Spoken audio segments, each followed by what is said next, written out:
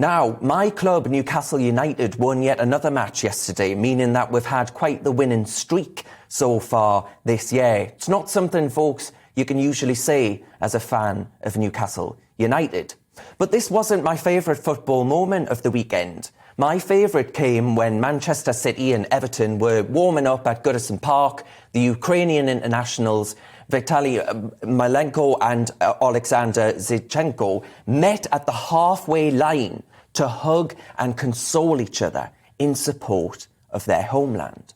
The pictures and videos shared widely across social media of players and fans coming together to show their support for Ukraine in the face of invasion and bloody war by Russia's psychotic, murderous, former KGB leader has touched so many of us. The West is united in the view that if we don't act now, Putin won't stop once he's installed some pro-Russian puppet as leader of Ukraine, mimicking what we see right now in Belarus. He'll want to carve up as much territory he can to leave a lasting legacy for this supreme aging narcissist. And speaking of leadership, Putin has underestimated the bravery and fortitude of the Ukrainian president. It's arguably easy to have done so, right? Volodymyr Zelensky was elected in 2019 under quite bizarre circumstance. He was elected, folks, as a comedian without political experience and starred in the political satire drama Servant of the People. His character became president of Ukraine by accident. All of this would perhaps leave Putin and the rest of the world of the view that Zelensky was destined to be a joke. Not so, folks, not so at all. On Friday night, to directly challenge Russian media assertions that the president had fled Kiev, he recorded a video from a smartphone of him on the street in the capital, surrounded by advisers and his prime minister. We are protecting our independence, our state, and it will continue to be this way. How many of us can seriously say we display such bravery with such a statement as the comedian turned statesman? The bravery of war correspondents and social media users mean this war cannot be conducted in secret. Even if in Russia itself, there have been almost 2,000 arrests for protests against the war. To protest in a country like Russia, you need to have a spine of steel. It's the first war I and so many of us have likely followed via social media. It's the first war for many of us where we've had live updates of watching the drama unfold in our own continent with the kind of shock and awe that we're used to seeing on Netflix, not from Europe.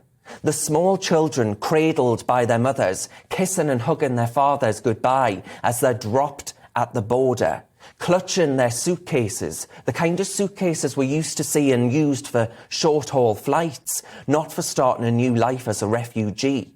It's all hit so hard because there is absolutely nothing to say it couldn't happen here. We've had the most brutal wake-up call, placing into perspective the nonsensical culture wars propagated by left-wing activists. How decadent, how disgustingly comfortable we have become to focus on such pathetic battles. In a country not very far away, we're seeing how quickly the luxury of being decadent and comfortable can dissipate. How quickly the flame of freedom can be not extinguished entirely, but diminished for sure. We're starting to see the seeds of a West getting its act together. We've all come together to cut Russian banks off from the main international payment system, SWIFT. We're starting to hear of the need to find alternative energy solutions to Russia's oil and Russia's gas. All NATO members smelling the coffee on spending 2% of GDP on defence. Only a third currently actually do so. Germany, most radically, is setting up a special fund to rebuild its army. €100 billion investment, raising defence spending permanently above 2% of GDP. Now, say what you want about President Trump, folks, right? But his warning on NATO not meeting its commitments was absolutely the right one to make, quite clearly to me. Putin has shaken Germany out of the delusions of the Merkel years, in which it was thought Nord Stream 2 a pipeline of Russian gas to Germany was a good idea. Putin's invasion has exposed Europe's decaying defences. Now, folks, right now is the time to act before we are the people of Ukraine, who only last week would have been sat drinking coffees with their mates, only to find themselves being hurtled toward the border of a foreign country or into war to face an armed-to-the-teeth enemy. We need to remember why our values are worth fighting for, revitalise them and actually commit to defending them. Do you think it's time? Do you folks think it's time for a focus on freedom and liberty and not whackery and wokery?